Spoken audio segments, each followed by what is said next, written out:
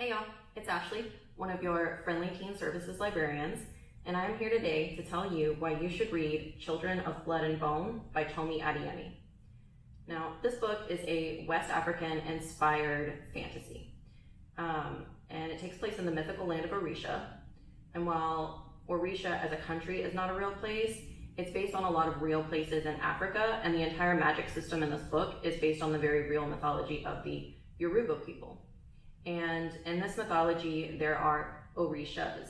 And an Orisha is like a god or a demigod in Greek mythology. So if you like mythology-based fantasy, but you're ready to move on to something beyond Percy Jackson, this one might be good for you. Okay, so here's a little bit of background for this world.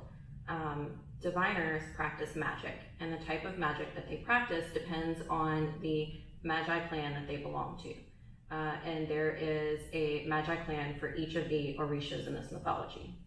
And kind of the way that Percy Jackson can control water because he's the son of the sea god, our main character Zaylee can control the spirits of the dead because she is under the deity Oya. Now, diviner's magic is very, very powerful. And because of this, the king in Orisha became jealous and scared. So he had all of the diviners murdered and had magic eradicated in his country. The only diviners that they actually spared were the ones who were too young to have inherited their abilities. Okay, we've got the world, we've got the background, let's meet the characters. We've got Zaylee, she's the main character. She's a diviner. When the slaughter happened 11 years ago, she was spared because she had not inherited her magical abilities. Her mother was not, and things for all of the diviners that are left are now very, very bad. They're routinely snatched off the streets and sold into slavery. They're beaten, they're murdered. It's rough for them. Especially bad for Zaylee because Zaylee is just incapable of staying out of trouble and keeping her mouth shut. Zane is Zaylee's older brother.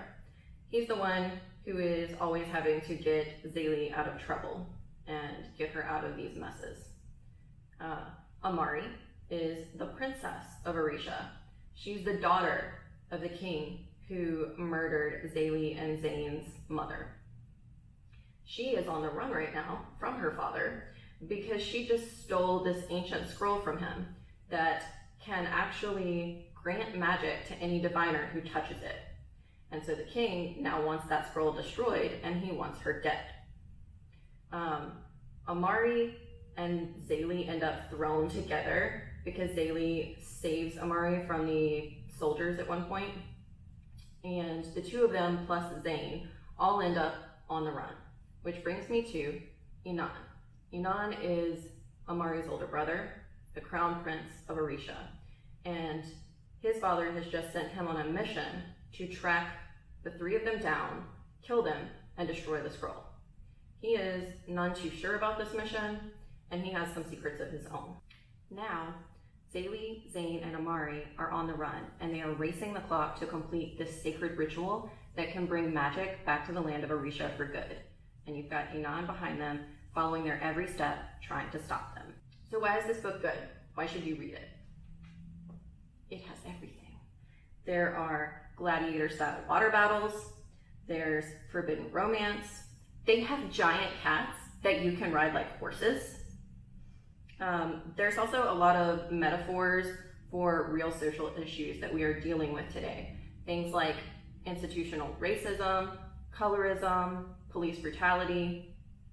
So if you want an action-packed fantasy with excellent world building, kick-butt characters, but you also want something with a little bit of meat that will keep you thinking about real issues long after you're done reading it, then check out Children of Blood and Bone.